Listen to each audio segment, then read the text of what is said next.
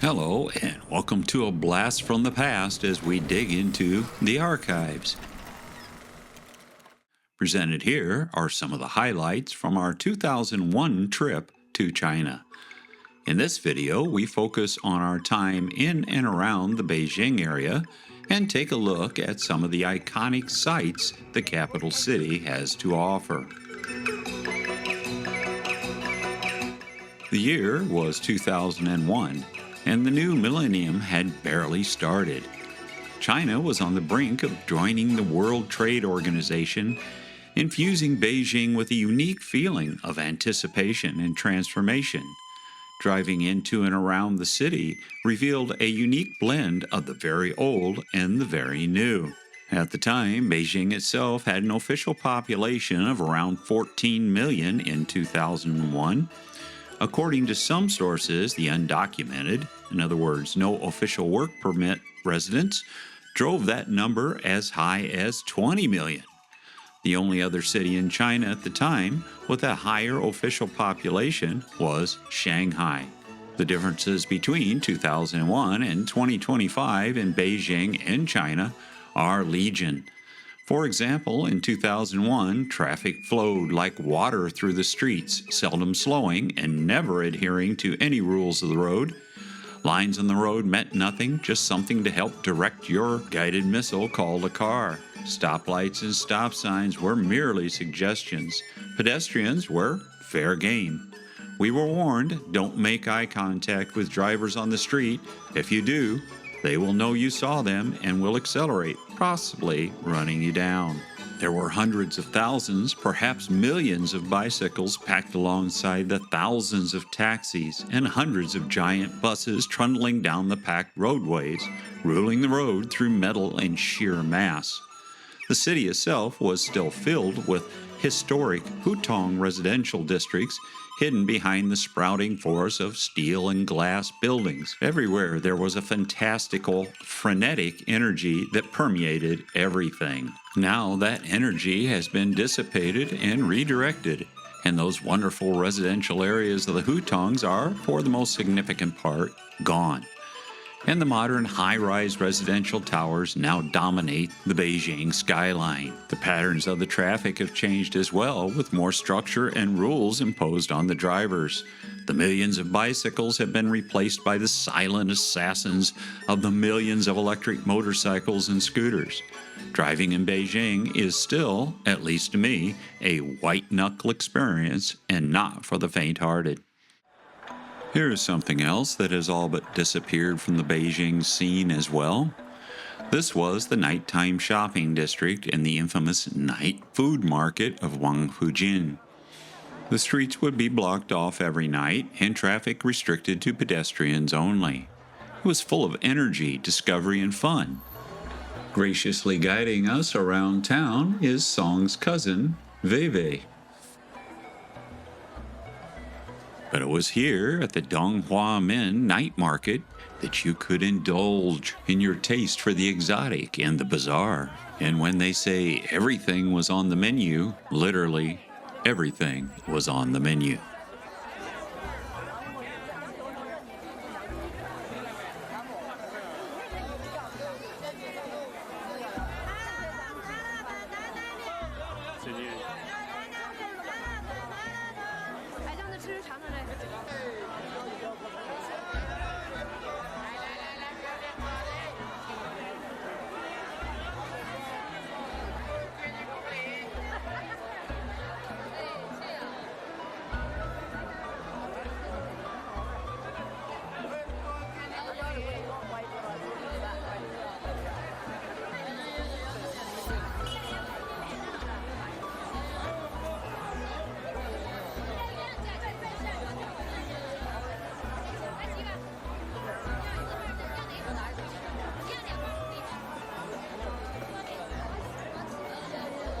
Night market, you could chow down on everything from snake on a stick to scorpions to crickets, grasshoppers and grubs.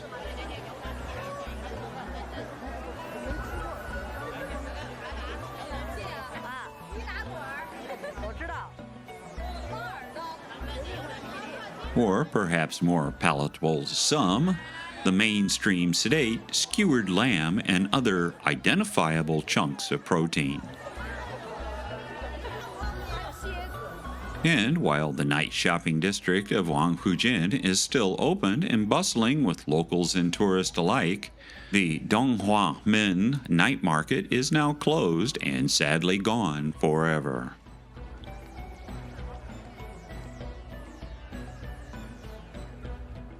Continuing our shopping spree, we moved on from the streets proudly displaying icons of the time, Guang Li and Cindy Crawford, not to mention newly arrived Colonel Sanders, and walked through one of the largest newfangled shopping malls in Beijing.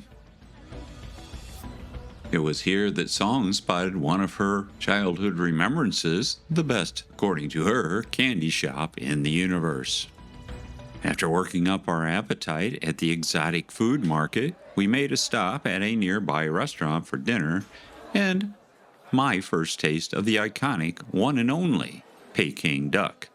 This is the stop that sparked my love affair with Beijing's most famous dish.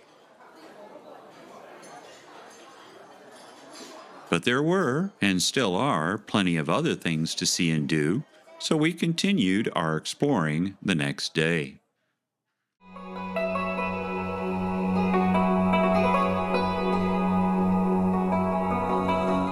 One of the first stops on any tourist hit list is the Forbidden City. The Forbidden City is the Imperial Palace complex in the center of the Imperial City and right across the street from the Tiananmen Square. In the imperial past, it was the residence of 24 Ming and Qing dynasty emperors. It was the undeniable center of political power in China for over 500 years. And it is arguably the most famous palace in all Chinese history, and is the largest preserved royal palace complex still standing in the world.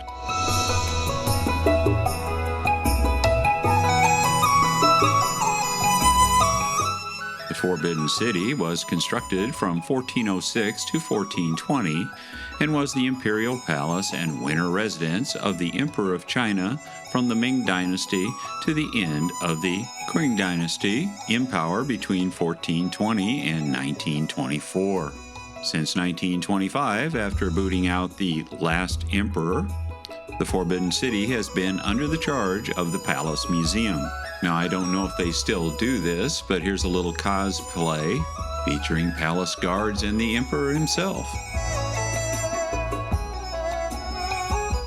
And no, that's not the emperor, that's me, indulging in that same bit of cosplay with my empress, or possibly head concubine, Song. And here's a couple of gents who, while not indulging in cosplay, are two genuine monks indulging in typical tourist activities. The Forbidden City was declared a World Heritage Site in 1987 and remains very important to the Chinese people and nation, and is often viewed as a cultural and spiritual link to their ancestral past. Now, long ago, as in when Song was a child, she claimed that she could walk in here and sit on this throne. Well, even in 2001, those days were gone. Sadly, over the years, some of the statuary and artifacts have been vandalized, purportedly because they were solid gold. And so, like this urn, enough people had to try to scrape the gold paint off to discover that it was not solid gold, but brass instead. The Forbidden Palace itself is a maze of buildings and walkways contained and isolated within its massive red walls. Ming and Qing dynasty relics fill the palace halls, and the intricate dragon motifs whisper stories of emperors and court intrigue from the past. Outside, throngs of locals and tourists stroll the wide courtyards. An average of 14 million visitors each year pass through those gates. The sheer scale, over 700,000 square meters, is both awe-inspiring and intimidating to a first-time visitor. The complex has long claimed to contain a staggering 9,999 rooms in total, although experts have recently shown that number is actually only a paltry 8,886 rooms in total. The palace grounds cover 72 hectares, or about 178 acres. While there was no record of how many visitors walked through the gates of the Forbidden City in 2001, we know that since 2012, the palace has averaged 14 million visitors per year. To get an overview of the Forbidden City, we walked next door to JinShan Park and climbed our way to the top of a small mountain. Joining us on this outing is Cousin Veve.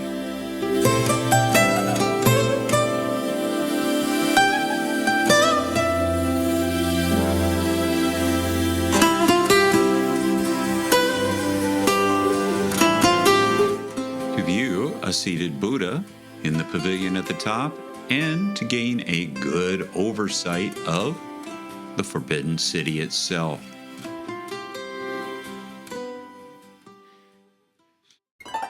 Next on our 2001 tourist hit list was the Summer Palace. The Summer Palace is a vast imperial garden located in Beijing, renowned for its harmonious blend of natural landscapes and architectural masterpieces. It features Longevity Hill, Kuming Lake, ornate pavilions, bridges, and over 3,000 ancient buildings. The site is a UNESCO World Heritage Site and is celebrated as a masterpiece of Chinese landscape and garden design. The garden was first constructed in 1750 during the Qing Dynasty, rebuilt after its destruction in the 19th century, and has been meticulously restored. It's famous for its tranquil beauty, historical significance, and the seamless integration of water, hills, and traditional structures.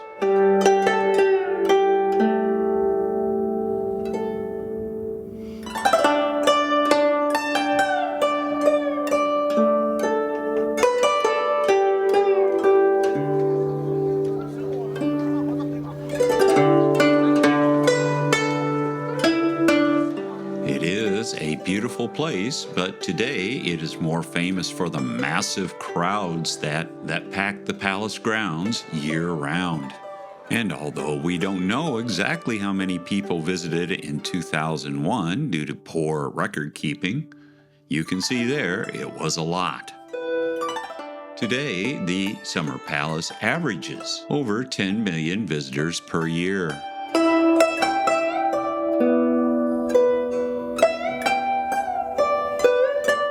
The Summer Palace was reportedly a favorite place of the Dowager Empress Cixi, and she ordered the shambles that was the garden at the time to be restored in the late 1890s at great expense.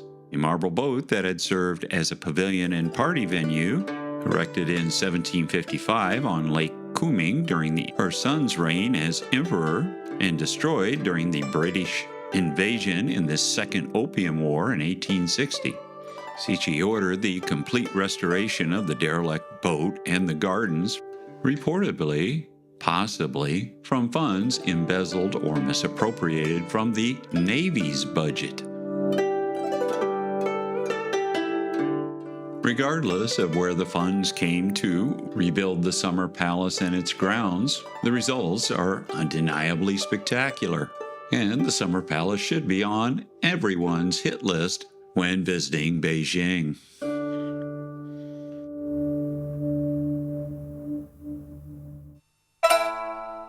Stepping outside the confines of Beijing, we went to the nearby Mutianyu section of the Great Wall. The climb was challenging, but the views made it worthwhile throughout. The first walls date back to the 7th century BC. These were later joined together in the Qing Dynasty, and successive dynasties expanded the wall system, with the best-known sections built by the Ming Dynasty from 1368 to 1644. The walls and fortifications were built across historical northern borders of ancient Chinese states, and Imperial China has protection against various nomadic groups from the Eurasian steppe. The wall was most likely built to keep out those pesky Mongols and prevent them from invading China proper. It, of course, did not succeed in that particular mission. A formal definition of what constitutes the Great Wall has never been agreed upon, making it difficult to describe its full scope. And long after our 2001 visit, in 2012, new and existing research and the results of a new comprehensive mapping survey concluded that the Great Wall is indeed over 13,000 miles long, some of it consisting of no more than trenches and fortifications over that vast length. Long before we actually even got to the moon in 1754, it was claimed by some that the Great Wall of China would be visible from the surface of the moon. But that is an impossibility. The apparent width as seen from the moon would be the same as a human hair viewed from 3 kilometers or 2 miles away. Some have also claimed that the Great Wall can be seen from low Earth orbit, but even that is a point of contention amongst astronauts on the International Space Station, some claiming to be able to see it, and some, even Chinese astronauts, stating that they cannot. Next up, the Temple of Heaven.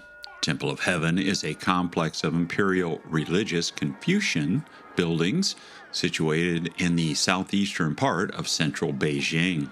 The complex was regularly visited by emperors of the Ming and Qing dynasties for annual ceremonies of prayers to heaven for a good harvest. The temple was inscribed as a World Heritage Site in 1998 and was described by the committee as a masterpiece of architecture and landscape design. One of the most important buildings on the grounds is this building, the Imperial Vault of Heaven.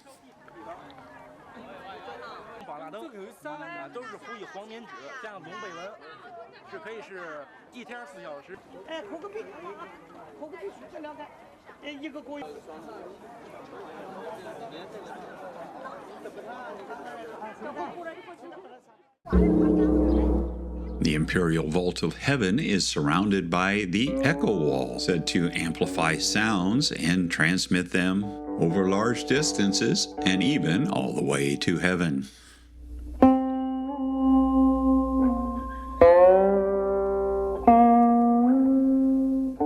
The temple complex was constructed from 1406 to 1420 during the Ming Dynasty and was greatly extended and renamed the Temple of Heaven during the reign of the Beijing Emperor in the 16th century. In 1918, the temple was turned into a park and opened for the first time to the public.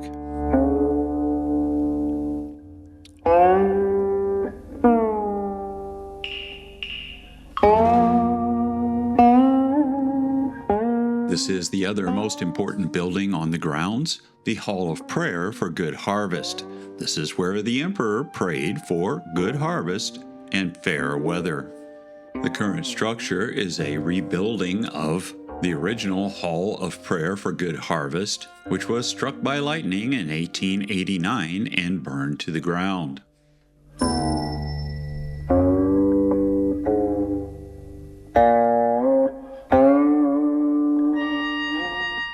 The temple is surrounded by an extensive park area, with the entire complex totaling 267 hectares, or about 660 acres, some of which consist of playgrounds, exercise, and game areas, and these facilities are well used by adults and by parents and grandparents bringing children to play. Some of the open spaces inside buildings are often used, particularly in the morning, for the entertainment of old folks singing Beijing opera, doing ethnic dances, and other things to keep themselves occupied and entertain others.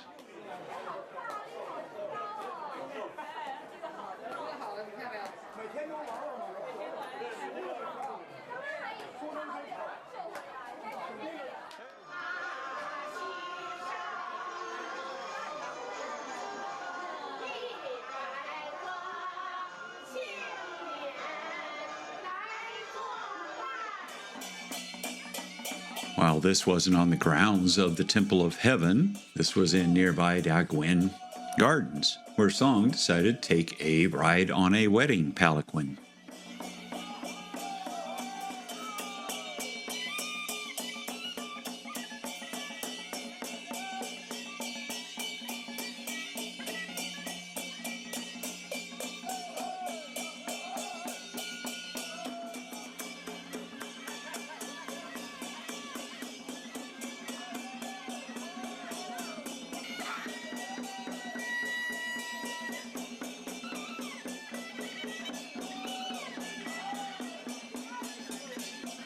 By the end of this ride, I'm sure she was shaken and definitely not stirred like a finely crafted martini.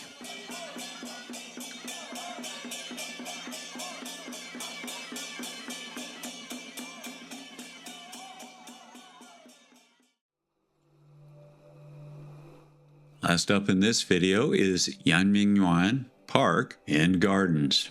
This is also known as the Old Summer Palace and the Gardens of Perfect Brightness. It was a complex of palaces and gardens in the present-day Beijing. Initial construction began in 1707, and it was intended as a gift for the emperor's fourth son, Prince Yang, who would go on to greatly expand the imperial gardens in 1725. But during the Second Opium War, French and British troops captured the palace on the 6th of October in 1860, and then on October 18th, the entire palace was ordered destroyed by the 8th Earl of Elgin. This led to a rampage of over 3 days and took 4,000 men to destroy it, since the palace covered more than 3.5 square kilometers over 860 acres. Many of the treasures that it contained, including porcelain, jade, silk robes, textiles, gold objects, and more, were looted and, according to UNESCO, are now located in 47 museums around the world.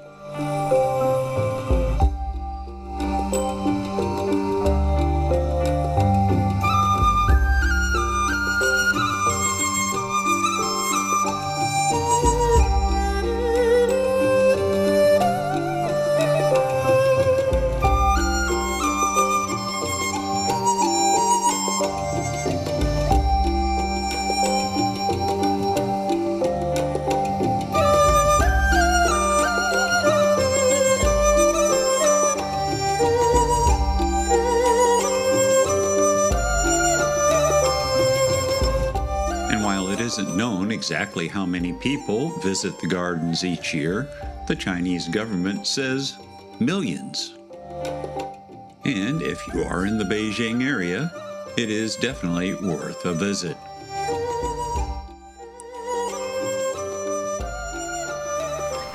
Well, that's it. Thank you for watching, and I hope you enjoyed this blast from the past from our travel archives. Please like, subscribe, and ring that notification bell to be kept up to date with new videos as they drop. If you have a mind to, please check out my much neglected website, tomsmultiinterest.com. And stay tuned for more travel vlogs and more from the archives. Thank you again for watching. Please check out some of our other videos. Remember to subscribe and tell your friends. And as always, safe and happy travels from T's Cruise and Travel Muse.